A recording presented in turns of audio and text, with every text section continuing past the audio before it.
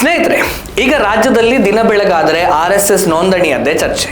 ರಾಜ್ಯದ ಗೃಹ ಸಚಿವರು RSS ಬಗ್ಗೆ ದಿನಕ್ಕೊಂದು ಹೇಳಿಕೆಗಳನ್ನು ಕೊಡ್ತಾ ರಾಜ್ಯದಲ್ಲಿ ಚರ್ಚಿಸಲು ಬೇರೆ ಏನೋ ವಿಷಯವೇ ಇಲ್ಲ ಅನ್ನುವ ಹಾಗೆ ಚರ್ಚೆಗಳು ನಡೀತಾ ಇದೆ.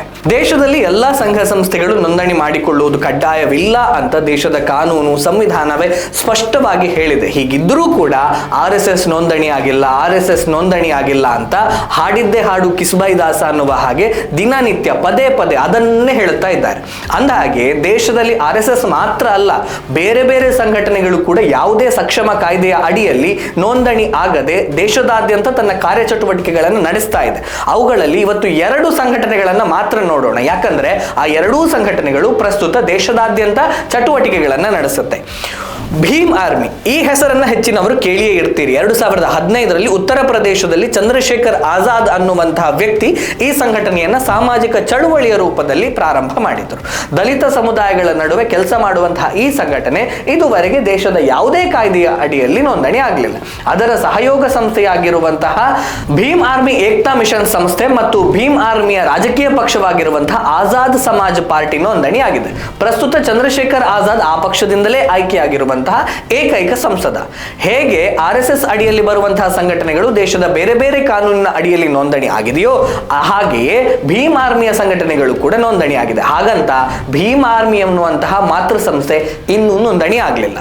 ಸ್ನೇಹಿತರೆ, ನಿಮಗೆ ನೆನಪಿರಬಹುದು, ಕಳೆದ ವರ್ಷ ಸಂಘದ ಶತಾಬ್ದಿಯ ವರ್ಷಾಚರಣೆಯ ಪ್ರಯುಕ್ತ ಪ್ರಿಯಾಂಕ್ ಖರ್ಗೆ ಅವರ ತವರು ಕ್ಷೇತ್ರ ಚಿತ್ತಾಪುರದಲ್ಲಿ RSS ಪಥಸಂಚಲನ ನಡೆಸಲು ಅನುಮತಿಯನ್ನ ನೀಡಿರಲಿಲ್ಲ.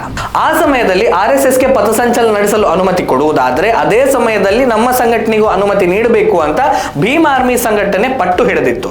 ಕೊನೆಗೆ ಕರ್ನಾಟಕ ಹೈಕೋರ್ಟ್ ಮಧ್ಯಪ್ರವೇಶಿಸಿ ಬೇರೆ ಬೇರೆ ದಿನಗಳನ್ನು ಪಥಸಂಚಲನ ನಡೆಸುವಂತೆ 2 ಸಂಘಟನೆಗಳಿಗೂ ಸೂಚನೆಯನ್ನ ನೀಡಿತ್ತು. ಆಗ ಪ್ರಿಯಾಂಕ್ ಖರ್ಗೆ ಅವರಿಗೆ ಬೆಂಬಲವಾಗಿ ನಿಂತಿದ್ದು ಇದೇ ರಿಜಿಸ್ಟ್ರೇಷನ್ ಆಗದ ಭೀಮ್ ಆರ್ಮಿ ಸಂಘಟನೆ. ಹೀಗೆಯೇ ರಿಜಿಸ್ಟ್ರೇಷನ್ ಆಗದ ಇನ್ನೊಂದು ಸಂಘಟನೆ ಯಾವುದು ಅಂದ್ರೆ ತಬ್ಲಿಗಿ ಜಮಾತ್. ನೆನಪಿದೆಯಾ? ಈ ಹೆಸರನ್ನ ಕೊರೋನಾ ಕಾಲದಲ್ಲಿ ನಾವು ತುಂಬಾ ಕೇಳಿದ್ದೇವೆ. ಕೊರೋನಾ ಪ್ರಪಂಚದಾದ್ಯಂತ ಹರಡುವ ಸಮಯದಲ್ಲಿ ತಬ್ಲಿಗಿ ಜಮಾತ್ ದೆಹಲಿಯಲ್ಲಿ ನಿಜಾಮುದ್ದೀನ್ ಮರ್ಕಜ್ ಅನ್ನುವಂಥ ಕಾರ್ಯಕ್ರಮವನ್ನ ನಡೆಸಿದ ಕಾರಣದಿಂದ ಭಾರತದಾದ್ಯಂತ ಕೊರೋನಾ ಸಾಂಕ್ರಾಮಿಕ ರೋಗ ಸ್ಪ್ರೆಡ್ ಆಯಿತು. RSS ಸ್ಥಾಪನೆಗೊಂಡ 1 ವರ್ಷದ ನಂತರ ಅಂದ್ರೆ 1926ರಲ್ಲಿ ಭಾರತದಲ್ಲೇ ಸ್ಥಾಪನೆಯಾದಂತಹ ಇಸ್ಲಾಮಿಕ್ ಚಳುವಳಿ ಸಂಘಟನೆಯಾದ ತಬ್ಲಿಗಿ ಜಮಾತ್ ಇದುವರೆಗೆ ಭಾರತದ ಯಾವುದೇ ಕಾನೂನಿನ ಅಡಿಯಲ್ಲಿ ನೋಂದಣಿ ಆಗಲಿಲ್ಲ. RSS ಮೇಲೆ ಮುಗಿಬೀಳುವವರು ಈ 2 ಸಂಘಟನೆಗಳು ಇನ್ನೂ ಭಾರತದಲ್ಲಿ ಯಾಕೆ ರಿಜಿಸ್ಟ್ರೇಷನ್ ಆಗಲಿಲ್ಲ ಅಂತ ಪ್ರಶ್ನೆ ಮಾಡುವುದಿಲ್ಲ.